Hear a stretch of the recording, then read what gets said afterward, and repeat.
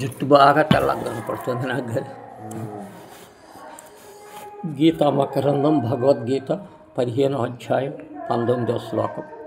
యో మామేవ మానమూఢో జనాతి పురుషోత్తమం నా సర్వవిద్భజాతి మాం సర్వభావేన భారత. ఓ అర్జున, ఎవడు అజ్ఞానం లేనివాడే ఈ ప్రకారము నన్ను పురుషోత్తమునిగా నెరుగుతున్నాడో అతడు సమస్తమును తెలిసినవాడగుతూ పూర్తి మనస్సుతో నన్ను భజించుతున్నాడు. భగవంతుని యొక్క భక్తి కుదరవలెనని అతడెట్టివాడు ముందుగా తెలిసి ఉండవలను. ఒక వస్తువు యొక్క మహిమ విషయము తెలియని దానిపై ఎందుకు ఈ ప్రీతి జనించదు? ఏనుగు అజ్ఞానమును పారద్రోలి నన్ను పురుషోత్తమునిగా శరాగరాత్రులుగా మెరుగునో అతని పూర్ణభావము నన్ను భజించు అని భగవానుడిచ్చట తెలియజేశాను.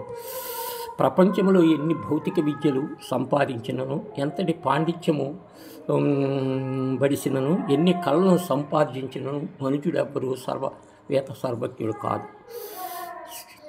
సమస్త విద్యలు, శాస్త్రములు, కళలు భగవానుడు క్షమించి ఉండుట వల్ల అతన్ని నెరిగిన వారిని నెరిగినతో ఎట్లెరుగునో కనుక సర్వచిత్ అట్టివాడు సర్వవేత సర్వజ్ఞుడు ఇచ్చట తెలిసి ఉన్నాడు.